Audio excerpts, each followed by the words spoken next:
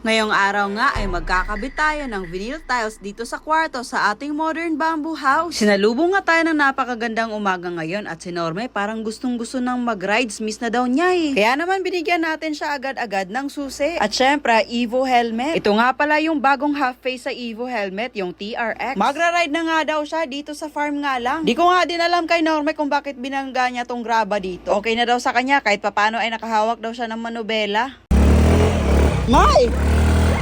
Sabi ko nga sa kanya kung ano man yung kalokohan na iniisip mo, itigil mo na lang kasi marami pa tayong gagawin ngayon. Huy! Isahan na lang natin yung gala natin soon. After nga mag-quickie ride din Norme, sinimulan na namin ipaakyat yung mga gagamitin namin para sa paglagay ng vinyl tile sa kwarto natin. Grabe, hindi talaga basta-basta ang bigat nito. Nahirapan din talaga si Norme. Pero alam nyo naman to, palaban, kaya go pa rin. Bawat laman nga ng vinyl tile na to ay 36 pieces. Ang total nga na nabili namin ay 116 pieces. At ang presyo bawat vinyl tile ay 49 pesos each. So sa vinyl tile pa lang ay nakapaggastos na kami ng 5,684 pesos. Hindi pa kasali ang glue o yung pandikit para dito sa vinyl tile. Paglabas nga nila Norme dito sa double deck na bamboo, may napansin si Norme. Kahit nga pinaliguan na to ni Norme ng sulignum at varnish ay may bukbok pa rin. Tama nga pala yung nabasa namin na comment. Dahil nga daw nakapasok na yung bukbok kahit lagyan pa ng sulignum ay hindi na talaga daw mawawala yan. So ang last decision na lang talaga namin dito ay gagamitin namin hanggang sa kung saan niya kaya. Hahanapan na lang din namin ng paraan yan soon pag may budget na. Kita nyo naman dito yung sahig natin sa kwarto ay sobrang dumi ng tignan. Dahil na nga din sa pagpintura at nung time na ginagawa tong modern bamboo house natin ay naulanan tong sahig. Kaya hindi na talaga siya maitsura. Kaya nung time na nagpipintura dito ay hindi na talaga namin siya kinaveran. Kasi kahit nung hindi pa siya nalagyan ng pintura ay pangit na talaga siyang tignan. Kaya napagdesisyonan namin na lalagyan na lang namin ng vinyl tile. Kami na nga din nagkabit nito kasi kahit first time namin magkabit nito, tingin namin ay kaya din naman namin. Panibagong experience na naman. Yun nga lang dahil hindi nga pantay yung sahig, medyo nahirapan din kami napantayin yung pagkalagay ng vinyl tiles natin. Syempre tulungan din kami sa mga kasama namin dito para mas mabilis yung trabaho. Kailangan kasi namin itong tapusin ng isang araw lang kasi may gagawin na naman kami. 8:30 AM nga kami nag-start ng pagkabit ng vinyl tiles dito. Kahit nga hindi pa tapos, sobrang ganda ng tignan. Before nga namin yan kinabitan, kinuskus muna namin at pinunasan namin. Pero may mga bukol talaga na hindi na makukuha. At mga plywood na medyo angat siya compared sa isa. May nag-comment nga pala sa vlog natin nung na-post natin nung nakaraang araw. Sabi niya ang kuripot daw namin ipagawa na lang daw namin sa may experience talaga. Para sa amin okay naman talaga yung sinabi niya. Kaso nga lang, yung mga experienceadong tao na sinasabi mo ay galing din talaga sa walang idea. And for sure, madami din silang mga pagkakamali dati before sila naging magaling. Tingin namin wala namang mali sa ginagawa namin na gusto namin makapag-experience sa mga bagong bagay. Yung mga magagaling na tao, marami na yan silang experience. Kaya dadamihan din namin yung experience namin. Baka sakali soon magiging magaling na din kami. Huy! Hindi, pag magaling na kami, may magpapagawa na sa amin. Baka isa ka na dun. Basta ba, mag-message ka lang. Char! Syempre, may mga bagay din naman na talaga na hindi namin kayang gawin. Tulad ng pagkabit ng tile sa CR natin. At pagkabit ng PVC panel sa kisame. Kaya nga, pinaubayan na lang natin yun sa iba.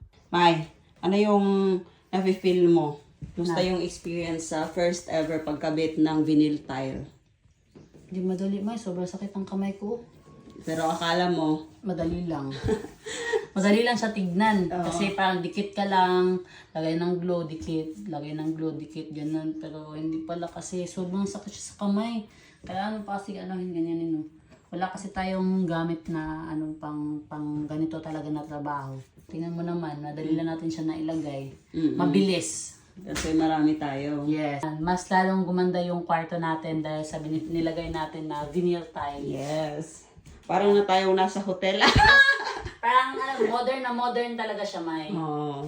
Nagamit nga pala namin yung critical thinking at analysis namin ngayon. Pwede pala namin i-direct yung glue or pandikit dito mismo sa sahig para hindi na kami mag-isa-isa sa paglagay ng pandikit sa vinyl tile. Naisip nga natin siya nung patapos na tayo dito sa isang kwarto. Huy! Kita ko na nga dito na napapagod na si Norme sa ginagawa niya. Kailangan mo din talaga kasi ng lakas para mapantay mo yung mga vinyl tile na kinakabit mo. Ang mahirap na part din dito ay yung mga corner. Pero syempre, dahil Normie Garcia yan, matik yan. So ganito yung pamamaraan ni Normie sa pagsukat ng mga kulang na part dito sa vinyl tile. Buti na lang talaga, fast forward natin, edi naging mabilis yung galaw ni Normie. At inisip namin, tiles naman to, siguro pwede naman tong lagyan ng grout, kaya naman lalagyan namin ngayon.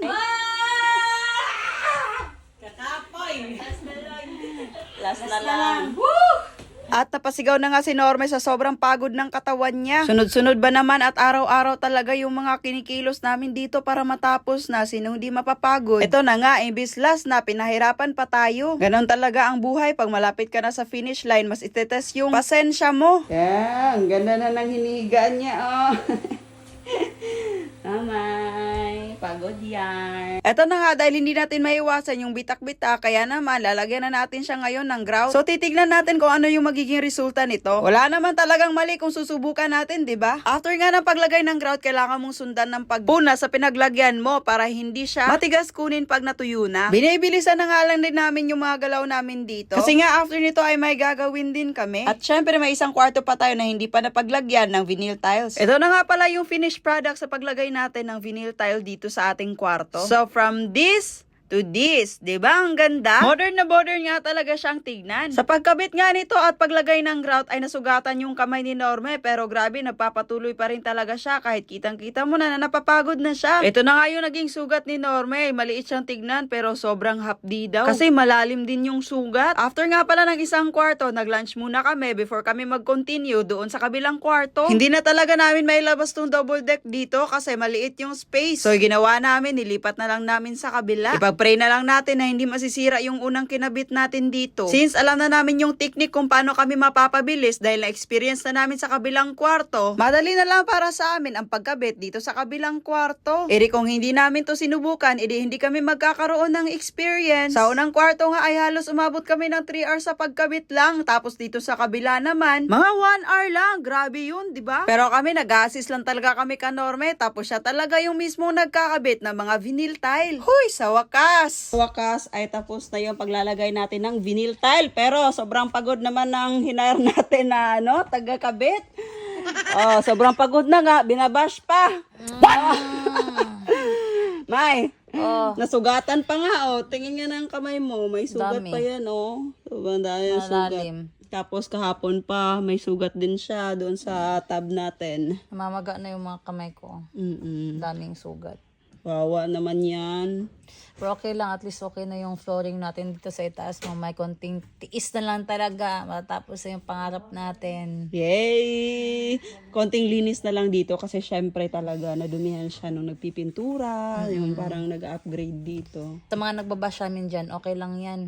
Kasi hindi nyo naman talaga alam kung ano yung totoo nangyari dito. Siguro, pasensya minsan sa mga followers natin dyan kung di talaga naiiwasan na maglabas ng sama lang ang loob sa mga nagko-comment back kasi hindi nila alam yung mga nangyari kasi dito. At hindi nila alam yung mga sinasabi nila. Kaya natitrigger tayo. Pero ganoon naman talaga kasi tao naman tayo, normal lang naman siguro yun, di ba? Natitrigger kasi tayo kasi yung malayo yung sinabi nila sa totoong nangyari dito sa talaga sa farm natin. Ang dami mga bagay na hindi na namin sinasabi sa inyo kasi ayaw na namin maging toxic, ayaw namin ng gulo. So, yun nga, ginawa namin itong mga improvement dito sa ating modern bamboo house. Tayo na. Para at least kahit paano yung disappointment namin is mapunan, mapalitan ng saya since maganda na siyang tignan. Kasi tignan nyo naman, okay na yung kisame natin, di ba? Tapos yung kwarto natin, okay na din. Ayun parang halos 3 hours lang natin to ginawa na tulungan. Grabe. Pero grabe yung kamay natin. Kasi mabilisan. Para talagang mga expert yung naglagay, Kaya nga no? Expert kunwari. Expert. At least, di ba, first time natin, pero nagawa natin to, di ba? Oo, parang flawless lang Parang hindi nga tayo yung nagkabit. Char! No? Galing nga. Kahit yung struggle namin dito ay hindi talaga siya pantay-pantay. Sa pagpantay pa lang is nagawan talaga namin siya ng paraan. At least, sa pantay na siya nang nalagyan natin ng tiles. Maganda na siyang tignan. Compared nyo naman sa before and after kanina, di ba?